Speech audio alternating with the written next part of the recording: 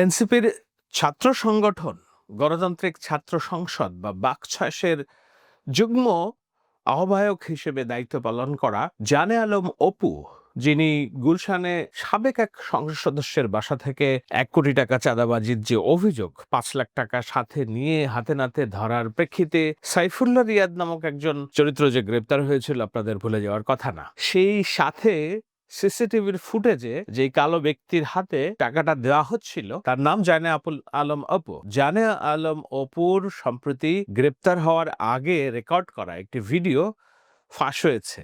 সেখানে বাম ব্লাস্টিং কিছু তথ্য এসেছে উপদেষ্টা আসিফ মাহমুদ এবং সমন্বয়ক বর্তমান এনসিপির নেতা আব্দুল হান্নান মাসুদের বিরুদ্ধে। ওই 17 জুলাই 16 জুলাই পার হয়ে রাত 12টার পরে যখন 17 জুলাই পরে, ওই 17 জুলাই ভোর 4টা 15 থেকে 30 এই 15 মিনিট সময় ওই যে গুলশান 2 মোড় পার হয়ে যেই 5 স্টার হোটেলটা ওয়েস্টিন ইন্টারন্যাশনাল যে হোটেলটা, এই ওয়েস্টিনের নিচে সাদা সিএফ মোটো বাইকে হেলমেট লাগানো অবস্থায় আমার সাথে কথা বলতেছিলেন একজন উপদেষ্টা। সেই উপদেষ্টা ছিলেন আসিফ মাহমুদ সজীব ভুইয়া। আপনাদেরকে চ্যালেঞ্জ করব, আমাকে ভুল প্রমাণ করার আগে আপনারা ওই সিসিটিভি ফুটেজ যাতে সামনে আনবেন, এনে দেখাবেন যে ওই সময় আসলে এরকম কোনো কিছু ঘটে নাই। আমার সাথে আসিফ মাহমুদ সজীব ভুইয়ার কোনো কথাবার্তা হয় নাই, সে ওখানে আসে নাই। একজন উপদেষ্টা ভোর 4টার সময় বাইকে চড়ে হেলমেটে মুখ ঢেকে গুলশানের মতো অভিজাত এলাকায় কি কাজে আসে এটা আমার জানার কথা না। আমি তো মামুলি পার্সন, তারা তো হাই লেভেলের পার্সন। আর আমার সাথেই কেন কথা বলতে হয় বা কি বা কথা হয়? ওই যে রিয়াদ বললো রাতে যেই ভাই আসছিল, এবার সমীকরণটা আপনারাই নিলাম যে রাতে কোন ভাই আসছিল, কোন ভাইয়ের সাথে আমার কথা হয়েছে এবং কোন ভাইয়ের কথা রিয়াদ ইন্ডিকেট করছে। শুধু ওই ভাই না, আরো যেসব ভাই আছে সব ভাইরাই এটাতে জড়িত এবং এটা ওপেন সিক্রেট। এই সকল ভাইরা, এই যে আমাদের আসিফ মাহমুদ সজীব ভুইয়া ভাই সেদিন যে সিএফ মোটো বাইকটা নিয়ে আসছে, এই রাত্রেবেলা বাইক রাইডিং করতে এসে গুলশানে আসছে, ওই ওয়েস্টিনে 5 স্টার হোটেলে ছাড়া সে বসে না কোথাও। সে ওই গত বছর জুলাইতেও 50,000 60,000 টাকা দামের সেকেন্ড হ্যান্ড একটা স্কুটি চালায়। চোখের সামনে দেখতে পাচ্ছেন কারা কারা ধনী হয়ে গেছে, কিভাবে রাতারাতি ফকির নির্মলা কোটিপতি হয়েছে, এটা ওপেন সিক্রেট। এবং এদের এইসব টাকা পয়সা আসছে থেকে এইভাবেই মোহাম্মদপুর থানার মতো একটা ছোট্ট একটা থানার একটা বৈষম্যবিরোধী ছাত্র আন্দোলনের আহ্বায়ক, যে ভোলা থেকে উঠে আসছে একটা ছেলে, সবাই মাত্র পলিটেকনিক পাশ করে আসছে, অনার্সে ভর্তি হয়েছে, বিএসসি করতে ভর্তি হয়েছে। এই ছেলে ঢাকা ইউনিভার্সিটিতে পড়ুয়া স্টুডেন্টের কাছে 1 কোটি টাকা চাঁদা চাচ্ছে। আর সেই ছেলে পেলে মব ক্রিয়েট করতে গিয়ে ধানমন্ডি থানা ধরা খাইলো, তাদেরকে ছাড়া আনলো গিয়ে আব্দুল হান্নান মাসুদের মতো এত বড় ফিগার। আব্দুল হান্নান মাসুদ তো এখন ইন্টারন্যাশনাল নেতা হয়ে গেছে। সে একটা সেদিন একটা ইসে দেখলাম, সে বলছে আমাকে দেশের সবাই চিনে, ইন্টারন্যাশনাল নেতারাও চিনে, সে ইন্টারন্যাশনাল নেতা হয়ে গেছে। এই ইন্টারন্যাশনাল নেতা ওই রকম লোকজনদেরকে ছাড়াইতে থানায় যায় কেন যায়? রাব্বি নাম ছিল ছেলেটার, মোহাম্মদপুরের রাব্বি। ওই রাব্বি যদি কট খায় ওই জায়গায়, আব্দুল হান্নান মাসুদের নামটা ফ্যাশ হয়ে যায়। আব্দুল হান্নান মাসুদকে ওই রাব্বিকে সেভ করতেই হবে, কিচ্ছু করার নাই। সে মিডিয়ার সামনে ওই জায়গায় তোপের মুখে পড়ছে হান্নান মাসুদ, তাও রাব্বিকে ছেড়ে আসে নাই। পুলিশের সাথে নেগোসিয়েশন করে নিয়েই আসছে রাব্বিকে তারা ছাড়বে না। কিন্তু এই ঘটনাটাই আমি তো ধরা ছোঁয়ার বাইরে ছিলাম। রিয়াদকে তারা সেফ দিলেও আমি তো বাইরে ছিলাম, যে কোনো মুহূর্তে ফাঁস করতে পারি। এই ভয়ের জায়গা থেকে রিয়াদকেও আর বাঁচায় নাই যে দুইটাকেই আটকাতে হবে। যাই হোক, এখন আমি যে কোনো সময় আমাকে আপনারা জেলখানায় দেখতে পারেন, আমার লাশ আপনারা নদীতে ভাসতে দেখতে পারেন। এই ভিডিওটির উৎস কি সেটি নিয়ে প্রশ্ন তুলেছেন স্বভাবতই যারা এনসিপির রাজনীতি করেন এবং এনসিপির সহযোদ্ধা হিসেবে পরিচালিত অন্যান্য সমন্বয়ক বৃন্দ, যেমন চট্টগ্রামের খানতালাত রাফি। আমি দেখলাম তিনি বলেছেন যখন আসিফ মাহমুদ নির্বাচনের ঘোষণা দিয়েছেন তখনই তার বিরুদ্ধে এই ধরনের একটি প্রপাগান্ডা বাজারে ছাড়া হয়েছে।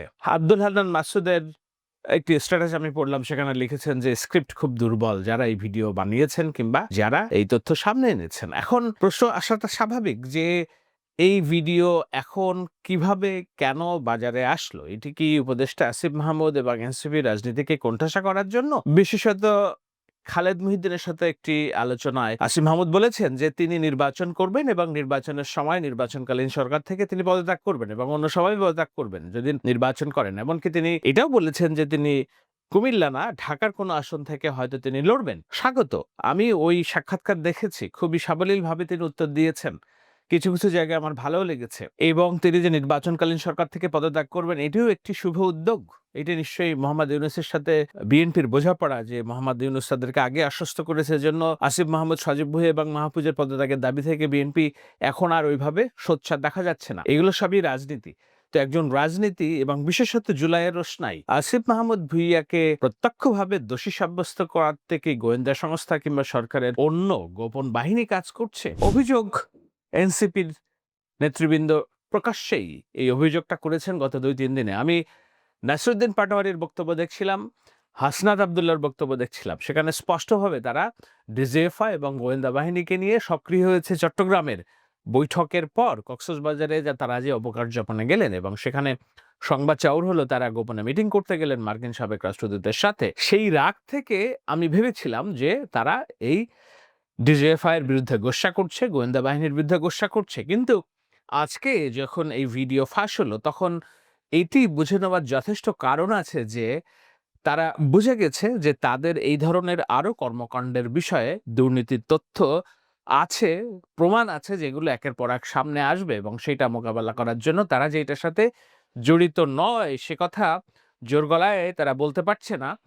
কিন্তু যেটা করতে হয় যে উদর পিন্দি বুদর ঘরে চাপানো, অর্থাৎ নিজের দোষ অন্যের ঘরে চাপানোর যেই রাজনীতি, সেই রাজনীতি তারা অ্যাডপ্ট করার প্রেক্ষিতে তারা ডিজিএফআই এবং গোয়েন্দা বাহিনীর বিরুদ্ধে কথা বলছে। গোয়েন্দা সংস্থা বাংলাদেশে ডিজিএফআই আপনার আমার পকেটের টাকায় চলাফেরা করে।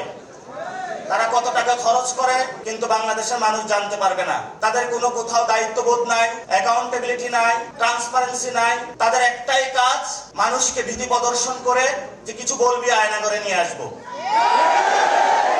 আমি ডিজিএফআই এবং গোয়েন্দা বাহিনীর বিরুদ্ধে কথা বলছি, এটা পরিণতি কি সেটি নিয়ে আলোচনা শেষের দিকে একটু সারমর্মটম্ব। তবে তার আগ দিয়ে জানা আলম অপুর এই 35 মিনিটের ভিডিও আপনারা যারা না দেখে থাকেন নিশ্চয়ই ইউটিউব ফেসবুকে আছে, সেইখানে তার দেওয়া তথ্য অনুযায়ী আমরা একটু ভিডিওটা শুনি। যে তিনি বলছেন যে দেখুন, আমার মনে হয়েছে যে আমি যদি এই কথাগুলো না বলে যাই তাহলে আমাকে গুম করে ফেলা হতে পারে। কি ভয়ঙ্কর কথাবার্তা! কারা গুম করবে? এটা আইনশৃঙ্খলা বাহিনী গুম করবে না। তার ধারণা এই দুর্নীতি এবং চাঁদাবাজির সাথে যারা সম্পৃক্ত, বিশেষত উপদেষ্টার যার নাম বলেছেন, গণতান্ত্রিক ছাত্র সংসদ, এনসিপি ছাত্র সংগঠন, তারা এটার সাথে যে জড়িত, সেইটার কারণে সাক্ষী প্রমাণ যেন না থাকে, সেইটার কারণে তাকে মেরে ফেলা হবে অথবা তার লাশ বুড়িগঙ্গায় ভাসিয়ে দেওয়া হবে অথবা অন্যভাবে তার জীবননাশ হবে। এই আশঙ্কা থেকেই সে ভিডিওটা রেকর্ড করেছিল, তার বন্ধুদের সামনে এটা রেখে গিয়েছিল গ্রেপ্তারের আগ দিয়ে। আমরা শুনি তার বক্তব্যের অংশ। যে কোনো সময় আমি অ্যারেস্ট হয়ে যেতে পারি, আমাকে ওই হাসিনার মতো গুম করা হবে। হাসিনা যেভাবে নিয়ে আয়না ঘরে রাখতো মানুষজনদেরকে, কেউ জানতো না, বলতো সে নিজে একা একা হারায় গেছে। আমাকে বলতো যে সে চাঁদাবাজি করছে, করে এখন গা ঢাকা দিছে কোথায় না কোথায় গিয়া। যাই হোক, এখন আমি যে কোনো সময় আমাকে আপনারা জেলখানায় দেখতে পারেন, আমার লাশ আপনারা নদীতে ভাসতে দেখতে পারেন, অথবা হঠাৎ করে একদিন টেলিভিশন খুলে দেখবেন যে আমি ওই বসে আছি, আমার সামনে প্রচুর প্রচুর টাকা পয়সা, মদ, তারপর হচ্ছে অস্ত্র শস্ত্র দিয়ে আমাকে দেখানো হচ্ছে আমি ঢাকা শহরের সবচেয়ে বড় মাফিয়া ছিলাম, গ্যাংস্টার ছিলাম, আমাকে অ্যারেস্ট করা হয়েছে। এরকম যে কোনো নাটকই সাজানো হইতেই পারে। তো এই নাটকগুলো যদি সাজানো হতে পারে বা আমাকে এভাবে ফাঁসানো হতে পারে, আমাকে দিয়ে এই কথাগুলো বলানো হতে পারে, তার আগেই সঠিক সত্যটা জাতির উদ্দেশ্যে, জাতিরকে জানানোর জন্য আমার এই ভিডিওটা বানানো। অনেকেই প্রশ্ন তুলেছেন যে এই ভিডিও কখন রেকর্ড করা হয়েছে, কোথায় রেকর্ড করা হয়েছে। এটি জানলে বুঝলে হয়তো সত্য উদ্ঘাটন বেরিয়ে আসবে। তারা বলছে না এটি বানোয়াট ভিডিও, তারা বলছে না এটি মিথ্যা অপপ্রচার, কিন্তু বলার চেষ্টা কমও করছে না। ওই যে আমি বললাম, তারা সমস্ত দোষ গোয়েন্দা বাহিনী, রাষ্ট্রীয় গোয়েন্দা বাহিনী, ডিজিএফআই এর দিকে সরিয়ে দেওয়ার চেষ্টা করছে। তাতে কি অপরাধ ঢেকে থাকবে?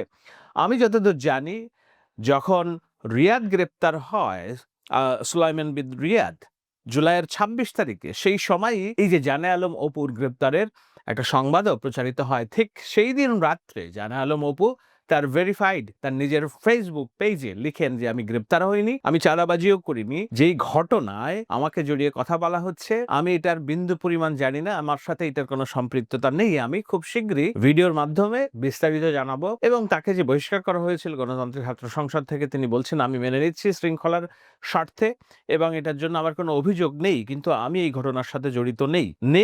সেটা সে যে এটাকে কি বলে, ২৬ জুলাই কিংবা ২৭ জুলাই ফেসবুকে বলে গিয়েছিলেন যে তিনি বিস্তারিত ভিডিওতে জানাবেন। সুতরাং আজকে যারা অভিযোগ করছেন যে না ভিডিওটা কোথায় রেকর্ড করা হয়েছে, এটা গোয়েন্দা বাহিনীর চাপে পড়ে রেকর্ড করা হয়েছে কিনা, আটকের পর রেকর্ড করা হয়েছে কিনা, যে তাহলে সরকারের একটা অংশ, রাজনীতি যারা নিয়ন্ত্রণ করেন তারা একটা অংশ চাচ্ছে যে এদেরকে হেয় প্রতিপন্ন করে জোর করে স্বীকারোক্তিমূলক জবানবন্দি দিতে। না, সেরকম কোনো ঘটনা না।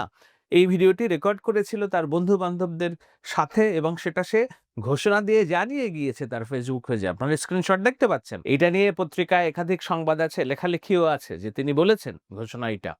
এখন জানে আলম অপুর এই যে স্বীকারোক্তি, সেই স্বীকারোক্তির দায় কিভাবে এড়াবে?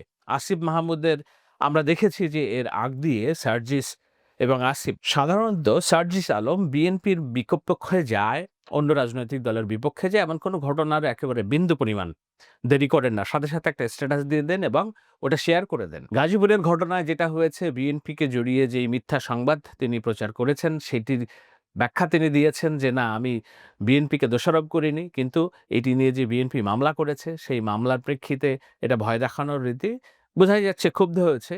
বিএনপি যে মামলা করেছে এটি আমি খুব সাধুবাদ জানাই না, কিন্তু দু একটা মামলা হওয়ার দরকার আছে, না হলে মানুষ এগুলো অসত্য গুজব অপপ্রচার এগুলো প্রতিষ্ঠিত হয়ে যাবে। এই মামলা করার পরামর্শটা আমিই দিয়েছিলাম ফেসবুকে প্রথম। বিএনপির স্থানীয় নেতা মামলা করেছেন। আজকে আমি অপেক্ষা করছিলাম যে আসিফ মাহমুদ লিখবেন কিছু যে না এটি ভুয়া কিংবা এই সংবাদ সত্য নয়। আসিফ মাহমুদ, সার্জিস আলম আমি ভাবছিলাম যে লিখবেন কিছু, লেখেন নাই তিনি। অর্থাৎ এই যে ভিডিও, সেই ভিডিওটা একটা বম্ব ব্লাস্টিং এই তথ্য এবং এনসিপি তার রাজনীতির যে সামনের ভবিষ্যৎ সেটা কতখানি এই ভিডিও দিয়ে এবং আসিফ মাহমুদের কৃতকর্ম দিয়ে এটি ঢেকে ফেলতে পারে, সেটি একটি বড় প্রশ্ন। আপনাদের মনে আছে যেদিন সাইফুল্লাহ রিয়াদ গ্রেপ্তার হয়, আমি একটি আলোচনা করেছিলাম যে রিয়াদ এনসিপির রেড অ্যালার্ট, অর্থাৎ বিপদ সংকেত। কেন বিপদ সংকেত? বলেছিলাম যে রিয়াদ তার এই যে জিজ্ঞাসাবাদে এনসিপির অন্যান্য নেতৃবৃন্দ কিংবা বাকছাস কিংবা সমন্বয়কদের অন্যান্য সমন্বয়কের নাম বলে দিচ্ছে কিনা, এটি একটি বড় শঙ্কার জায়গা। ভিডিওটা ১ মিনিট একটু শুনুন আমি কি বলেছিলাম। বৈষম্য বিরোধী আন্দোলনের সহকর্মী হিসেবে না, এক জায়গায় বসে খাচ্ছে, এক জায়গায় বসে মিটিং করছে, ঘাড়ে হাত রেখে ছবি তুলছে, এই ধরনের একাধিক প্রমাণ এসেছে। সেখান থেকেই এই প্রশ্নটার উদ্রেক হয়েছে যে রিয়াদ তার জিজ্ঞাসাবাদে অন্য আরো কারোর নাম বলছে কিনা। এখন এই প্রশ্নটা আসবে, আমি খুব তড়িৎ গতিতে খুব বেশি যেসব ঘটনা প্রবাহ আসে আমার খুব মতামত দেই না এবং আমি কনক্লুশনে যেতে চাই না। এখনো এনসিপি নেতৃবৃন্দ যারা অভিযোগ করছে যে এটি গোয়েন্দাদের সাজানো নাটক, আসিফ মাহমুদের নাম উল্লেখ করা হয়েছে, নিশ্চিতভাবে উল্লেখযোগ্য। জানে আলম রিয়াদ বলেছেন যে মোটরসাইকেলে এক ব্যক্তি আসেন, বড় ভাই। তো কোন বড় ভাই? রিয়াদ, জানে আলম বলছে যে আমি তো একটু আগে সজীব ভুঁইয়ার সাথেই মিট করেছি। তখন রিয়াদ বলছে ইয়েস, তার নির্দেশনা অনুযায়ী আমরা সেখানে যাচ্ছি এবং মোটরসাইকেল এসেছিল সজীব ভুঁইয়া, সেইটিরও একটি ভিডিও ফাঁস হয়েছে ওয়েস্টিন হোটেলের আশেপাশে। কেন মোটরসাইকেল এসেছে আসিফ মাহমুদ? তার তো গাড়ি আছে না, গাড়ি আনলে সরকারি গাড়ি কোথায় যাচ্ছে, কি যাচ্ছে না যাচ্ছে এগুলো ডকুমেন্টেশন থাকে। রাত্রে হেলমেট পরে যদি মোটরসাইকেলে কোথাও যাওয়া যায়, এটা ডকুমেন্টেশন থাকে না, কেবল যারা ওই জায়গায় জড়িত তারাই জানবেন। এখন আসিফ মাহমুদ সেখানে গিয়েছিল কিনা, ওয়েস্টিনের যে ভিডিও ফুটেজ, সেই ভিডিও ফুটেজও সামনে চলে এসেছে, গোয়েন্দাদের সামনে চলে এসেছে, নিশ্চয়ই এগুলো বেরিয়ে যাবে যে আসিফ মাহমুদ সেখানে গিয়েছিল কিনা। যদি যেয়ে থাকে তাহলে এই শাম্মীর বাসায় ডাকাতির ঘটনায় যারা গ্রেপ্তার হলো তার সংশ্লিষ্টতা কোনোভাবেই এড়ানো যায় না। আমি আরো একটি আলোচনা করেছিলাম যে আসিফ মাহমুদ নয়াত্রাস, মুরাদনগরের যে ট্রিপল মার্ডারের ঘটনা, দক্ষিণ সিটি কর্পোরেশনের ইশরাককে ক্ষমতায় বসতে না দেওয়া, শপথ পড়াতে না দেওয়ার প্রেক্ষিতে যে ঢাকা রাজনৈতিক অচল অবস্থা, সরকারকে বিপদে ফেলা, বিব্রত করা, এই ধরনের নানান কাজ, ম্যাগাজিন নিয়ে বিদেশে যাওয়া, সেখানে যেতে যেয়ে ধরা খাওয়া, তার নিজের বাবাকে টেন্ডারবাজির লাইসেন্স কোর্ট করতে দিয়ে পরবর্তীতে ক্ষমা চাওয়া, এই সব কিছু মিলিয়ে এই সরকারকে বিতর্কিত করার জন্য, শুধু এই সরকার না, আমাদের জুলাই অভ্যুত্থানকে বিতর্কিত করার জন্য জুলাইয়ের রোস্টাই হিসেবে খ্যাত আসিফ মাহমুদের যে ভূমিকা এককভাবে কই আর কারোর বিরুদ্ধে তো এই ধরনের অভিযোগ পাওয়া যাচ্ছে না। মাহফুজ আলমের বিরুদ্ধে তো অভিযোগ পাওয়া যাচ্ছে না, নাহিদের বিরুদ্ধে তো অভিযোগ পাওয়া যাচ্ছে না, হাসনাদের বিরুদ্ধে তো চাঁদাবাজির অভিযোগ এখনো পর্যন্ত নেই আমরা সামনে, জানি না আসবে কিনা। আসিফ মাহমুদ একাই যত বিব্রত করেছে সরকারকে, যদি কোনো সুস্থ সবল এবং আইনের প্রতি শ্রদ্ধাশীল সরকার বাংলাদেশে থাকতো তাহলে নির্বাচনের কালীন সরকার থেকে তাকে পদত্যাগ করার জন্য অতদিন পর্যন্ত অপেক্ষা করতে বলতো না, বলতো যে তুমি আজকেই বিদায় হও এবং তুমি আইনের কাছে তোমার ব্যাখ্যা প্রদান করো। সেটা হবে না আমরা জানি, এবং এটি নিয়ে খুব বেশি কথাও হবে না, গণমাধ্যমে খুব বেশি খবরও নেই এটি নিয়ে। কিন্তু এটি একটি বাস্তবতা, যেই বাস্তবতায় আসিফ মাহমুদ সজীব ভুঁইয়ার নাম এসেছে, আব্দুল হান্নান মাসুদের নাম এসেছে। সেটা শুধু তাদের জন্য বিব্রতকর না, বিব্রতকর আমাদের জন্য যারা আমরা তাদের পক্ষে কথা বলি, রাজনীতির পক্ষে কথা বলি, তাদের বেড়ে ওঠার পক্ষে কথা বলি। দেখুন, এই ঘটনাকে কেন্দ্র করে এনসিপি যে গোয়েন্দা বাহিনী এবং সামরিক বাহিনীকে মুখোমুখি দাঁড় করিয়ে এনসিপি বনাম এজেন্সি ডিজিএফআই রাজনীতির ন্যারেটিভ প্রতিষ্ঠা করার চেষ্টা করছে, এটি আরো একটি বোমেরাং হবে বলেই আমার দৃঢ় বিশ্বাস। কেন হবে সেটি আমি পরবর্তী ভিডিওতে হয়তো ব্যাখ্যা করব। তবে তার আগ দিয়ে শেষ করি কেবল এতটুকু কথা বলে যে আমাদের স্বাধীনতার অব্যাহত পরপরই কিছু চৌকস মুক্তিযোদ্ধা যারা জীবন বাজি রেখে দেশের জন্য লড়াই করেছিলেন, তারা ডাকাত বনে যান। সেই ডাকাতি এমনভাবে ছড়িয়ে পড়েছিল যে ত্রাস তৈরি হয়েছিল। মানুষ মনে হতো যে ৭১-এ তারা মুক্তিযুদ্ধ করে ভুল করেছে, দেশটা একটা দানবের হাতে পড়েছে। সেই দানবের হাতে পড়েছে এমন ভয়ভীতিতে যেসব মুক্তিবাহিনীর সদস্যরা সেদিন অংশ নিয়েছিলেন তাদের ওপর থুতু ফেলে খান আতাউর রহমান, সম্ভবত পরিচালক, ওনার নাম যদি আমার ভুল না হয়ে থাকে, উনি একটি সিনেমা বানিয়েছিলেন যে আবার তোরা মানুষা। শেখ মুজিবুর রহমান এই সিনেমার উপর নিষেধাজ্ঞা দিয়েছিল সামাজিক চাপে, কিন্তু তাতে শেখ মুজিবুর রহমানের শেষ রক্ষা হয়নি। ক্ষমতায় দেশ স্বাধীনের কয়েক বছরের মধ্যে তাকে প্রাণ দিতে হয়েছিল শুধুমাত্র মানুষের এই জনরস ক্ষোভের কারণে। আজকে জুলাই অভ্যুত্থানের পর ১ বছর পূর্তিতে যে পরিমাণ জনরস ক্ষোভের উৎপাদন হচ্ছে, অনিয়ম, ঠিক ৭১ যুদ্ধের পর মুক্তিযোদ্ধাদের এরকম লুটপাট, অন্যের বাড়ি দখল, এক্সটর্শনের যে অভিযোগ, আজকে জুলাই রোষ অভ্যুত্থানের পরে যেই জুলাইয়ের সাথে যারা জড়িত ছিল সামনের সারির মুখগুলোর এই ধরনের যে নেতিবাচক সংবাদ কর্মকাণ্ড একাধিকবার প্রকাশিত হয়ে যাচ্ছে, এবং কারা করছে? বাইরের কোনো লোক না, তাদের সহযোদ্ধারা। জানা আলম অপু সমন্বয়কদের বন্ধু, বাকশাসের যুগ্ম আহ্বায়ক, তিনি বলছেন স্পষ্টভাবে আসিফ মাহমুদের নাম, হান্নানের নাম, এবং বলছেন কিভাবে আপনারা দেখেন না ১ বছরের মধ্যে তারা খুলে রাতারাতি আঙুল ফুলে কলাগাছ হয়ে গেছে। আমি এই ঘটনার মধ্য দিয়ে জানা আলম অপুর দায় মুক্তি দিচ্ছি না, নিশ্চয়ই সেও দোষী, কিন্তু যারা অন্যরা দোষী, ওরা ১১ জনের মতো, তাদেরকেও আইনের আওতায় আনা ছাড়া আমাদের সুষ্ঠু রাজনীতি, নৈতিক রাজনীতি, আইনের শাসন প্রতিষ্ঠা করার অন্য কোনো রাস্তা আছে বলে আমার মনে হয় না। আশা করি সরকার এ বিষয়ে ব্যবস্থা নেবে এবং সামনে আমরা এর অগ্রগতি দেখব। আমিও দেখলে আপনাদের জানাবো। শেষ করছি আজকে শাহেদ আলম শো।